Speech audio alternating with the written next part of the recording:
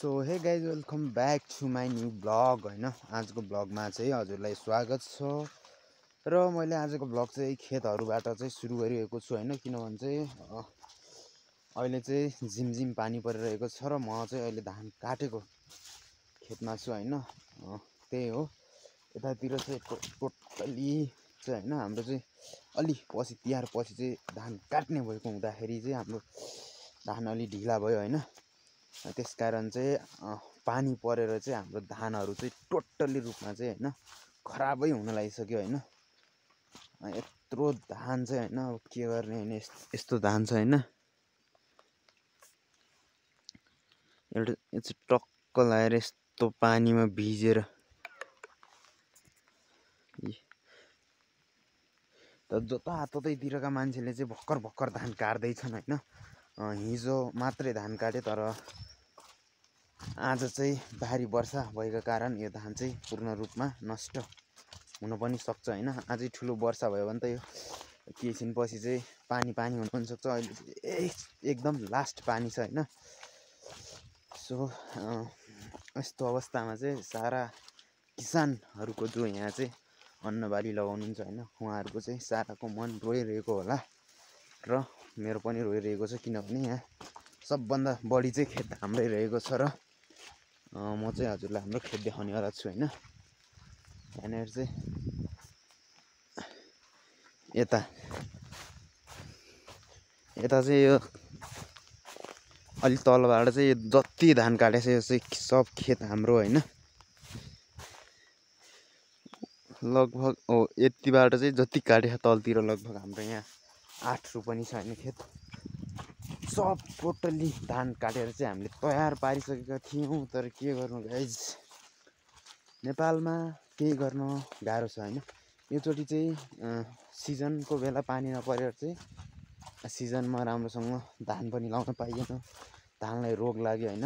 नेपालमा अब राम्रो बिउ पाइन्न के पाइन्न भई धानको अवस्था यस्तो छ, भिजेर चाहिँ होइन पानीमा चाहिँ यस्तो भइसक्यो होइन। के गर्ने त अब, दैवको लीला अपरम्पार हुन्छ भन्छन् होइन। यस्तरी धान चाहिँ यस्तो तरिकाले चाहिँ धान चाहिँ ब्याद ओ माई गड। म त अहिले बल्ल आएँ होइन खेतमा चाहिँ यस्तो छ धानको हालत होइन। यस्तो छ धानको हालत। हामीले कसरी प्रगति गर्ने?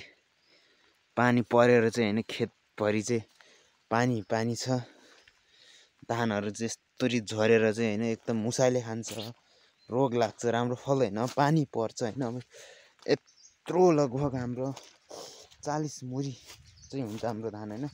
40 मुरी 40 मुरीको धानको 40 मुरी धान हुने चाहिँ खेत होइन।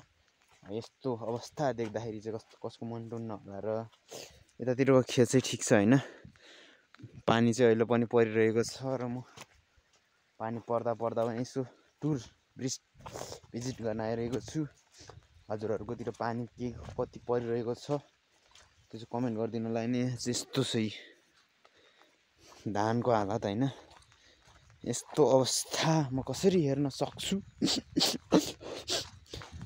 आँखाबाट आँसु चाहिँ आउँदैन होइन। के गर्ने अब, कति रुने होइन। हाम्रो खेत चाहिँ यो टोटल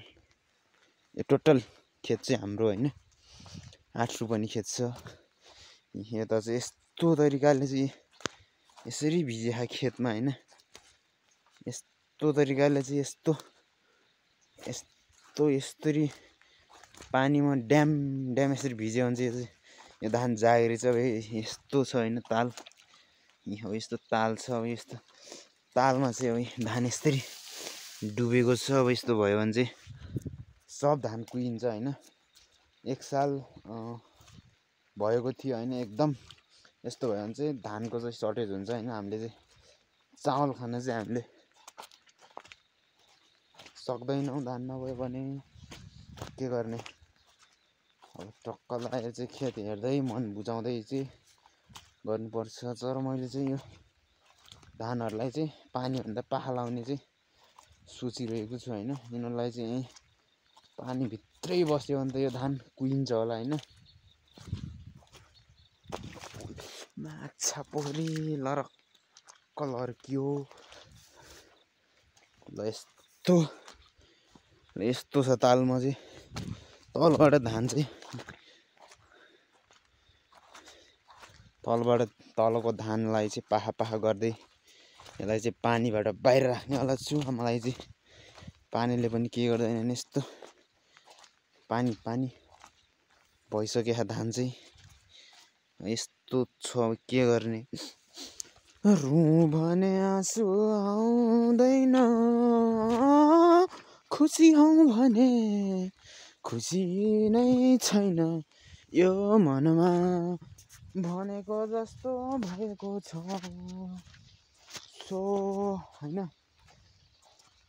धान चाहिँ अब यो उनाउँदाखेरि पानी राम्रो नहुँदाखेरि त धान चिरा परेर चाहिँ यत्रो झार जागेको थियो होइन। यो बाबुजुत पनि अब थोरै केही होला त भन्ने थियो होइन। आज चाहिँ पानी नपरेको हो यसलाई पुलासुला पारेर टोटल्ली रूपमा चाहिँ यो धान चाहिँ हरर सुगाइसी त त्यो घरमा चाहिँ मलाई एउटा भूतले तर्साएको जस्तो महसुस भयो होइन। तर म तर्सिन्न because I am Nirmal Bist mister बिस्टको चाहिँ म भाइ हो। यत्रो खेतको धानहरू यस्तरी पानीमा डुब्दाखेरि मेरो मन चाहिँ एकदमै रोइरहेको छ भन्न चाहन्छु म चाहिँ। अब के गर्ने पानी परिहाल्यो भइहाल्यो नि यत्रो खेतहरू छ होइन।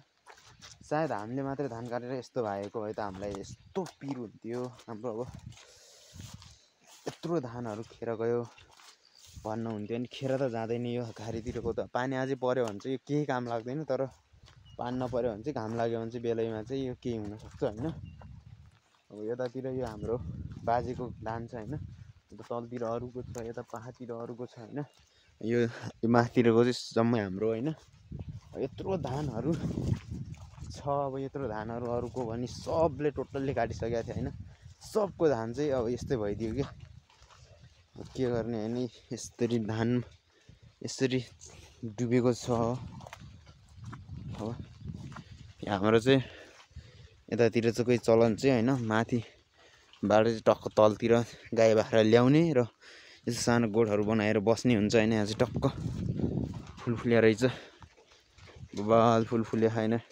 यो ठाउँ चाहिँ एकदम बवाल छ होइन। यस्तो बवाल छ तर होइन पानी परेर यसरी खेतमा धान भएर चाहिँ मलाई एकदमै विचलित भइरहेको छ। यदि हजुरहरूको पनि खेतमा यस्तो धान छ भने कमेन्ट गरिदिनु होला होइन।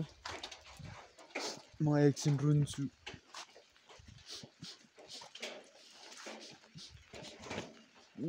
हेर यो मुटुमा चिरा पर्या छ त्यसै कहाँ रुन्थ्यो यो मन पिरा पर्या छ कसो गरी हाँसु चिरा पर्या छ कसो गरी हाँसु पिरा पर्या छ।